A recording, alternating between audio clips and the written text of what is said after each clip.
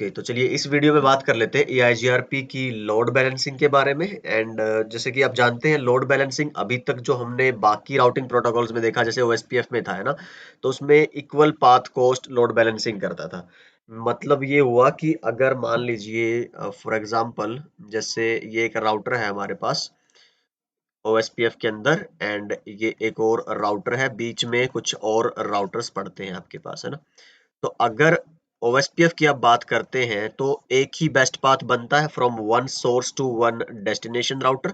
तो for example ये route choose कर लिया OSPF के डिकेस्ट्रा एल्गोरिथम ने एज आर बेस्ट पाथ है ना, तो ये सिर्फ इसी को राउटिंग में रखेगा, राउटिंग टेबल में ये और ये नहीं रखे जाएंगे क्योंकि इसकी मान लो मैट्रिक थी 10, इसकी 15 है और इसकी क्या है 20, और ये सिर्फ उसी पाथ को रखेगा आपकी राउटिंग टेबल में अगर लोड बैलेंस करवाना है तो जो इक्वल कोस्ट के होंगे। फॉर एग्जांपल ये एक और राउटर है और एक ये और कनेक्शन है, अगर इस लिंक की भी आपकी मैट्रिक आ जाती है 10, तो इस केस में R1 के पास कितने बेस्ट पाथ हुए R5 तक जाने के? 2, बेस्ट 1 एंड बेस्ट 2। तो उस केस में तो ये लोड बैलेंसिंग करवाएगा। अगर आपको मान लो जाना है यहाँ 5.5.5.5 तक और आप R1 पे शो IP रूट करते हैं तो 5.5.5 तक जाने के आपके पास दो रास्ते मिलेंगे ना। तो पहला तो मान लो ये था आपका 10.1.1.2 और ये है फॉर एग्जांपल आपका 30.1.1.5। तो जी 10.1.1.2 30.1.1.5, तो ये दो नेक्स्ट हॉप मिलेंगे, मतलब दोनों ही आपके सेम मैट्रिक के रूट है, बेस्ट पाथ है विद इक्वल पाथ कॉस्ट। तो यहाँ पे लोड बैलेंसिंग हो जाएगी, इस तरह से पॉसिबल है आपकी OSPF में। पर अगर आप चाहो कि उसमें unequal path cost load balancing की, भाई जो ये रूट है फॉर एग्जांपल जिसकी मैट्रिक हायर है आपके बेस्ट रूट से, वो भी राउटिंग टेबल में आ जाए, आप ऐसा चाहें तो दोनों क्या हुए, अगर आप सोचो कि ये मान लो नेक्स्ट हॉप आ गया मेरा 20.1.1.2 कि भाई आप 5.5 तक जाना चाहो, पर एक तो रूट ऐसा चुनो जो आपका बेस्ट रूट हो और एक ऐसा जो बेस्ट ना हो पर फिर भी वो राउटिंग टेबल में आए। तो थोड़ा सा कॉन्ट्राडिक्टरी हो गया ना कि unequal path cost load balancing, ऐसे पाथ रहे दो राउटिंग टेबल में, दो या दो से ज्यादा, जिनकी कॉस्ट जो है वो कम ज्यादा हो, मतलब एक रूट लेस प्रेफर्ड हो दूसरे से। समझ पा रहे हैं? तो वो क्या पॉसिबल है OSPF और इस सब में? नहीं, लेकिन EIGRP में ऐसा पॉसिबल है ना। एक वेरिएंस की कमांड आती है हमारे पास जिसके थ्रू आप ऐसा कर सकते हैं। तो थोड़ा समझ लेते हैं, एक बार मैं आपको दिखाता हूं कि जी अगर बात करोगे आप इस टोपोलॉजी से समझते हैं चीजों को। एंड राउटर आई गेस मैंने एक दो ओपन करके रखा हुआ, सभी है ठीक है। आप R1 पे चेक करो, मैंने यहाँ पे क्या किया हुआ है, आप अगर नोटिस करोगे मैंने IP डाली हुई है और EIGRP चला दिया हुआ है। शो IP इंटरफेस ब्रीफ करेंगे अगर, तो IP सब जैसे लिखा है मैंने और राउटर के नंबर के हिसाब से IP डाली हुई है। और शो रन अगर आप सेक्शन EIGRP करते हैं तो आप देखिए EIGRP भी रन कर रखी है, और शो IP EIGRP अगर नेबर्स करते हैं तो आपको नेबरशिप भी मिलेगी। और लास्ट में आई गेस R7 पे एक लूप बैक, इधर R7 राउटर है अगर आप चेक करोगे तो दिस वन। सो R7 पे आप शो IP इंटरफेस ब्रीफ देखेंगे तो एक लूप बैक बनाया हुआ मैंने 7.7 करके और R1 से अगर आप पहुंचना चाहे वहां, सो पिंग 7.7.7 तो आप जा पा रहे हैं। तो इसी तरह से अगर आप ट्रेस रूट करना चाहें 7.7 तक, और सोर्स कहां से उठाएं आप, फॉर एग्जांपल 12.1.1 से, तो आप देखो लोड बैलेंस हो रहा है यहाँ पे। लोड बैलेंस होने का मतलब क्या है कि आपके पास जो ऊपर वाला पाथ है और जो नीचे वाला पाथ है वो दोनों से ही आपको डेटा भेजने की इजाजत दे रहा है। कैसे कि भाई आप अगर शो IP रूट करो, देखो 7.7.7 तक जाने के आपके कितने पाथ हैं। एक तो आप 14.1.1.4 से जा सकते हो जो कि तुम्हारा ये वाला पाथ अवेलेबल है, ओके। और ऐसे ही आप 12.1.1.2 से जा सकते हो जो कि आपका ये वाला पाथ है ऊपर वाला वाया R2 है ना। मतलब आपकी ट्रैफिक लोड बैलेंस हो जाएगी और आपका एक ही लिंक सिर्फ कंजेस्टेड नहीं होगा, जो कि एक अच्छी बात है हमारे लिए, है ना। तो ये क्या है आपकी equal path cost load balancing. जब आपके पास अगर देखोगे तो आपकी जो FD है दोनों रूट्स की वो सेम है, मतलब आपकी मैट्रिक कह लो, कोस्ट कह लो, दोनों लिंक की क्या है, सेम। वाया R4 भी उतनी ही है 460 800, और वाया R2 भी उतनी ही है। तो ये तो हर किसी में होता है, आपका OSPF में भी आपका पॉसिबल है, और EIGRP में बाय डिफॉल्ट इस तरह से होता है। लेकिन अगर मैं बोलूं कि मेरे को करवाना है unequal path cost load balancing, अगर मैं जैसे किसी और इसमें टोपोलॉजी में देखो, शो IP, EIGRP और टोपोलॉजी, तो यहाँ पे आपको सक्सेसर भी है आपके पास और फिजिबल सक्सेसर भी है ना। और वही इसने क्या उठाए हुए हैं आपके, पर यहाँ पे तो लफड़ा ये है कि इसमें कॉस्ट इक्वल आ जा रही है, तो अनइक्वल कॉस्ट वाला प्रैक्टिकल कैसे करके देखेंगे। सो इसमें हम क्या करें कि एक लिंक और ऐड कर दें, है ना, आई गेस एक और राउटर ऐड कर लें बीच में, और जिससे हो सकता है कि फिर हमें अनइक्वल कॉस्ट में कुछ फिजिबल सक्सेसर मिले, और जिसको फिर मैं राउटिंग टेबल में ला सकूं। क्योंकि देखो लफड़ा ये है कि जो फिजिबल सक्सेसर है ना, सिर्फ वही यूज किए जा सकते हैं unequal path cost load balancing के लिए भी। ऐसा नहीं कि कोई भी पॉसिबिलिटी और किसी को उठा के डाल दोगे आप, है ना। जैसे R2 पे मैं चेक करूं, शो IP EIGRP टोपोलॉजी, और यहाँ पे भी अगर आप देखो आपके पास क्या है, इसमें कोई फिजिबल सक्सेसर है ही नहीं। और शो IP रूट अगर आप चेक करोगे, तो ये देखो यहाँ पे सारे आपके पास सिंगल सिंगल पाथ है। और R1 पे अगर जैसे मान लो आप R7 पे चेक करो, और शो IP रूट,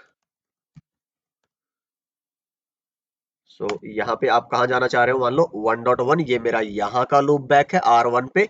तो पर इसमें भी दिक्कत क्या है, सेम तो equal path cost load balancing यहाँ पे भी हो रखी है। और शो IP EIGRP टोपोलॉजी करोगे, इसमें भी जो फिजिबल सक्सेसर पड़ा होगा वो सेम, मतलब कि दो सक्सेसर है एक तरह से आप ये बोल सकते हो। ठीक है, तो इसमें तो दिखा भी नहीं रहा है हमें। चलो, अब मैं चाहता ऐसा करना हूं कि भाई मेरे को unequal path cost load balancing करवानी है, तो मेरे पास जो EIGRP की टोपोलॉजी टेबल है, वहां पे एक सक्सेसर के साथ साथ विद डिफरेंट AD, एक आपका विद डिफरेंट FD, एक फिजिबल सक्सेसर भी पड़ा रहे, और मैं उसको वेरिएंस की कमांड का यूज करके पुट कर पाऊं आपकी राउटिंग टेबल में। तो ये मेरे को करके देखना है। इसके लिए मैं क्या करूं, एक राउटर ले लेते हैं, और उस राउटर को हम लगा दें यहाँ पे, है ना। तो कहीं भी लगा लो, मैं यहाँ पे खाली जगह दिख रही है तो, और R1 टू R7 के बीच में मैं इसको लगा देता हूँ। चलिए, तो इधर से मैं FA 1/0, और इधर भी 1/0, और इधर अगर आप देखेंगे कि जी मान लो मैं इधर FA 0/0 तो यूज कर चुका हूँ, 0/1 भी कर चुका हूँ, 1/1, तो मैं 2/0 उठा के यहाँ से, और 2/0 यहाँ पे। चलिए जी, तो IP रख लेते हैं, मान लो यहाँ पे मैं चाहता हूँ कि मेरा 1 to 6 है, तो 16.1.1.0/24 रहे, एंड यहाँ 6 और 7 है, तो 67.1.1.0/24 रहे। तो IP कॉन्फ़िगर कर लेते हैं R1 पे। पहले तो मैं राउटर को ऑन कर लूँ एक बार, है ना, स्टार्ट। चलिए, अब हम इसको वो भी कर लेते हैं, अपनी GNS की राउटर की टेबल में ले आते हैं इधर। R6 आ गया, चलिए अच्छी बात है। अब मैं R1 पे शायद मैंने ये कॉन्फ़िगर पहले करके रख भी रखा हो, अगर करा होगा तो अच्छी बात है, हमारा टाइम बच जाएगा। नहीं तो मैं देख लेता हूँ FA 1/0 पे है अपने पास कुछ ऐसा, 1/0, बहुत बढ़िया जी। 16.1.1.1 का पड़ा हुआ है हमारे पास एड्रेस, तो इस पे नहीं करना पड़ेगा कॉन्फ़िगर। एंड सिमिलरली R7 पे भी मिलना चाहिए फिर तो, है ना। शो IP इंटरफेस ब्रीफ, उस पे भी 67.7 IP मिलनी चाहिए 2/0 पे। बहुत बढ़िया है जी, चलो कुछ तो टाइम बचेगा। R6 पे चलते हैं अगर, और मैं इंटरफेस FA 0/1 पे IP एड्रेस डालता हूँ 16.1.1.6, है ना, 255.255.255.0, नो शट करो। एंड सिमिलरली आप इंटरफेस FA 2/0 पे IP क्या है आपकी, 67.6, है ना। चलिए जी, और इसको नो शिट करिए जल्दी से, राउटर EIGRP 100 में आप नेटवर्क रन करा दीजिए, एंड नो ऑटो समरी। तो जल्दी से हम देखेंगे तो नेबरशिप अप आ जाएगी। right? And let's see if we have, तो कुछ गड़बड़ है यहाँ पे, dual summary, okay, do show IP EIGRP neighbour, चलिए जी, नेबरशिप आई है, R1 की देखते हैं, 3 नेबरशिप आनी चाहिए, शो आईपी EIGRP नेबर्स, चलिए जी बढ़िया। अब आप ट्राई करिए किसी भी रूट राउटर पे जाइए, R1 पे, R2 पे, और एक बार मैं देख लेता हूँ शो आईपी रूट, यहाँ पे कोई लोड बैलेंसिंग अभी हो ही नहीं रखी है, चलिए अच्छी बात है। अब मैं शो आईपी EIGRP टोपोलॉजी मैं ये चेक करना चाह रहा हूँ कि किसी राउटर पे मेरे पास फिजिबल सक्सेसर पड़ा हो, है ना?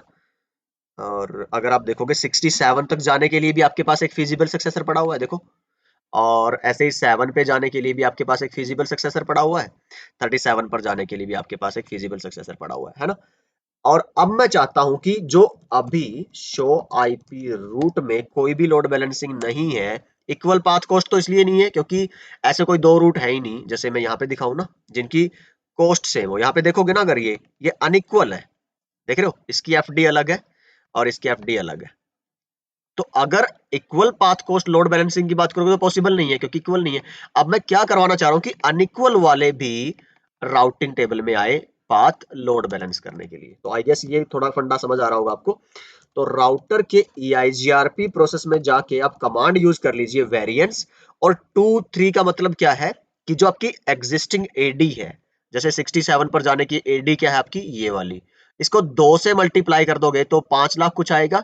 तो ऐसे फिजिबल सक्सेसर्स जिनकी एफडी उतनी होगी वो भी अब एलिजिबल हैं राउटिंग टेबल में आके लोड बैलेंस करने के लिए EIGRP की ट्रैफिक को, है ना? 3 करोगे तो 286 इंटू 3 हो जाएगा। तो जिनकी जितने भी फिजिबल सक्सेसर्स ऐसे मौजूद हैं जिनकी एफडी इससे कम है, तो वो भी आ सकते हैं। तो एक ये फंडा है, आप ये बड़ा ही सोच समझ के करने वाले काम होते हैं वैसे, है ना? तो सारी आपके पास आउटपुट्स सामने रखी हुई हो, सारे लिंक्स और आपकी सारी कनेक्टिविटी, फिर आप डिसाइड करें कि किस लिंक को आपने लोड बैलेंस के लिए इस्तेमाल करना है और फिर किस तरह के चेंजेस किस राउटर पे लाने हैं।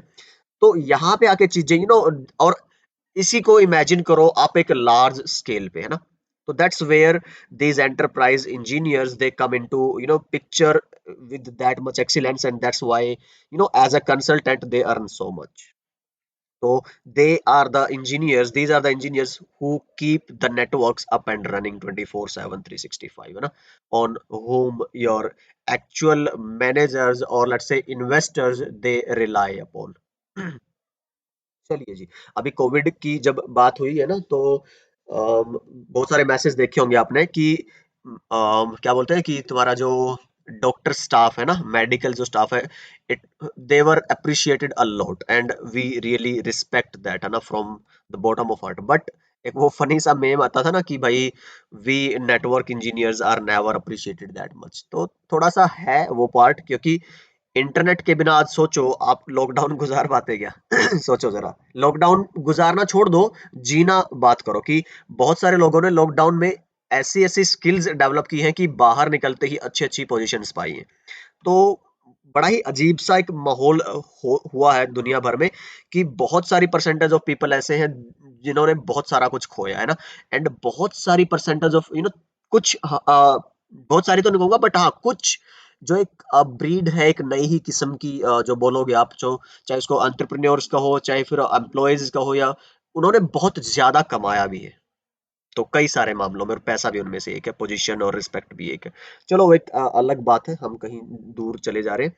तो वापस आते हैं वेरिएंस को, जब मैंने वैल्यू 2 कर दिया, अब मैं एक बार जरा चेक कर लूं शो आईपी रूट में। अब जरा देखो यहाँ पे, ये आपका है जो एक्चुअल बेस्ट पाथ सक्सेसर वाला था, 12.1.1 वाला, है ना? पर एक और पाथ है जिसकी जो ये वाली मैट्रिक है, ये इससे ज्यादा है, but still see this is unequal path cost load balancing, right? तो इसकी पाथ कॉस्ट अलग है, इसकी अलग है, और ये इससे ज्यादा है। तो इसको भी आप as a load balance use करें। और क्यों हो पाया ऐसा?